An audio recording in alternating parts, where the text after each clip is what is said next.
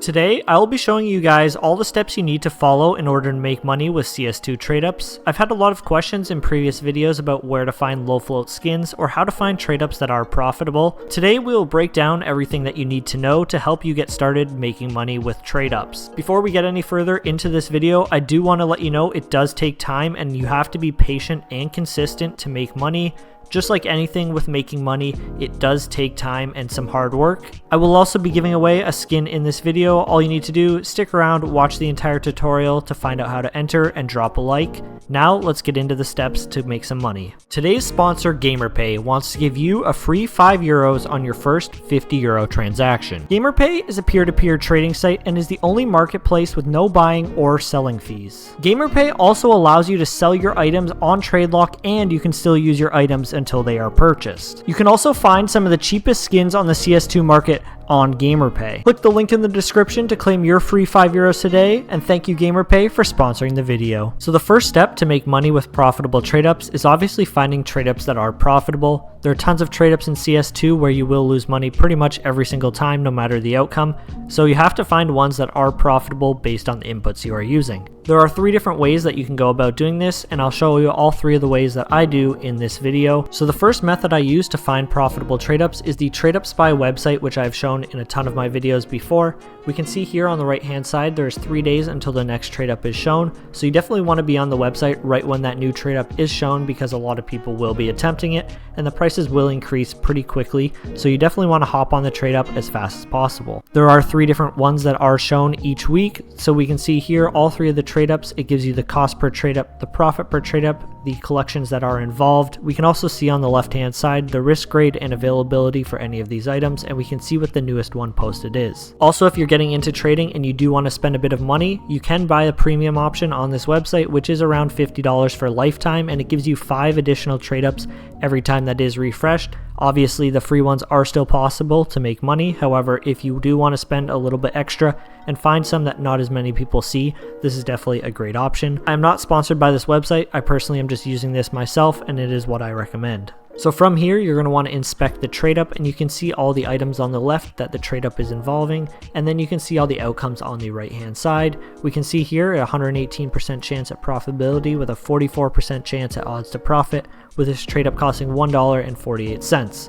However, one thing you want to note here is this red exclamation mark, meaning the price is off. We can see the website has it listed for 12 cents per item. However, the API is actually generating a price of 17 cents. So you definitely want to check these prices on Steam and make sure they align before doing this trade up. Another great way to find profitable CS2 trade-ups is here on YouTube. You guys have watched my videos on profitable trade-ups, and there's tons of great options on YouTube to check out those. I have a few different categories on my playlist channel that actually show you profitable trade-ups. All of my Nothing to a Knife series are great videos that you can reference for profitable trade-ups. Also, under my CS2 informative playlist, you can click view full playlist, and we can see in here there are a few different options that do show trade-ups that are profitable that you can follow along, and this is another great tool. The third and final way that I actually find profitable trade-ups is just under the calculator section here. In my AI video, I actually went through and did certain cases, and I did all of the trade-ups searching manually and trying to find profitable trade-ups, and I did find 100% trade-up. So it definitely is possible, just trying different inputs. However, this one is one I've done in the past. We can see here that it consists of 4 AUG Amber slipstreams, factory new, stat track at a 0.039 float, and the other items are all P90 offworlds, stat track, minimal wear at a 0.09 float. Once you do find a trade up like this that does have some good outcomes and it is profitable, we can actually see here this is part of the Prisma collection, so we can actually delete out one of these items, search for the Prisma case, and then we can see all the different options. This one here is actually cheaper than the 79 cents we had on the offworld, so we'd want to include this instead, and then here we'll change it to a 0.09 and keep the price at whatever it is recommending, and then press add, and then we would want to delete out all of these P90 offworlds since they are more expensive. Press this button here and it will add in more of these ones that we just created. Now we can see our profit will be even more. Same thing here, we can actually search the Horizon case right here. So we'll delete that out. We'll search Horizon, we will go to factory new, and we can see here the cheapest option is actually the Amber slipstream, so we will keep it how it showed. Another thing that I recommend is if you do find a video on YouTube with profitable trade ups, I would go into this calculator and make sure they are still profitable. And also if you find videos that are 2 to 3 months old, I would go back in here and try them again.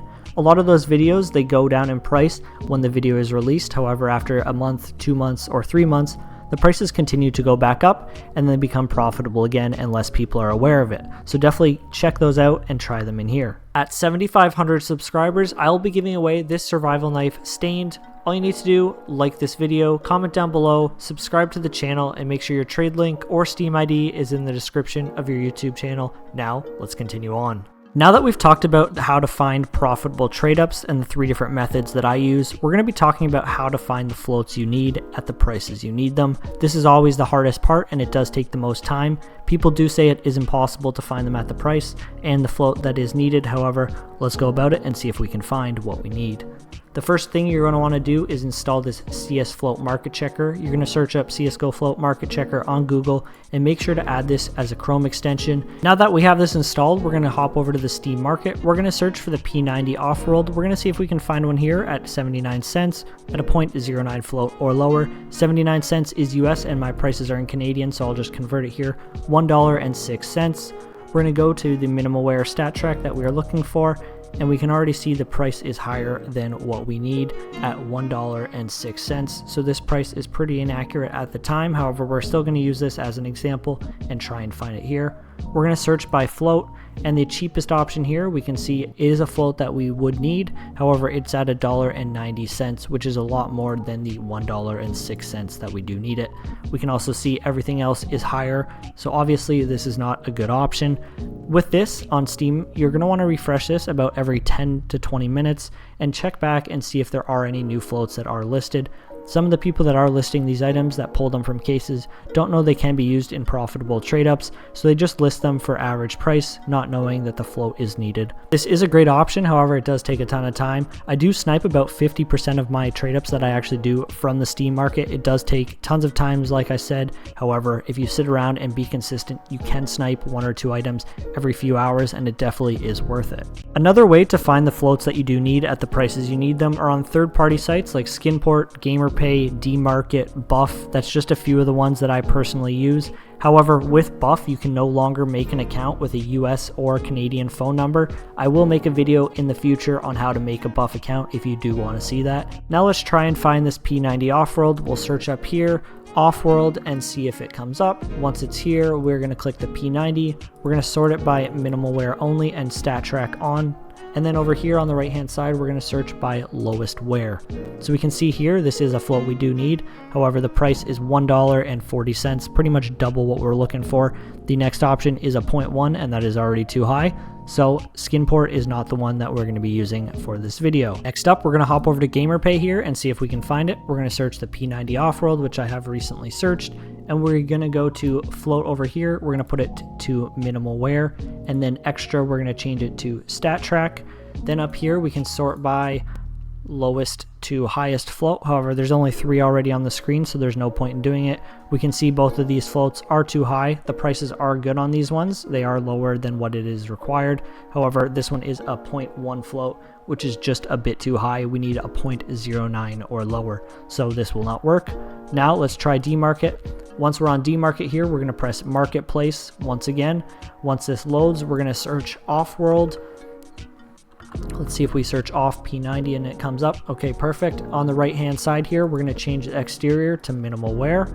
We are going to scroll down here to stat track, put stat track only, and float value, we need it under a 0.9. There aren't many options, but I'll still show you. 0.09. And right here we have 2 options actually. So the first one is $2.20, which is more than what we need. However, this one right here, this is only 70 cents. Stat track minimal wear, and it's a 0.07. So this is actually one that would be part of the trade up.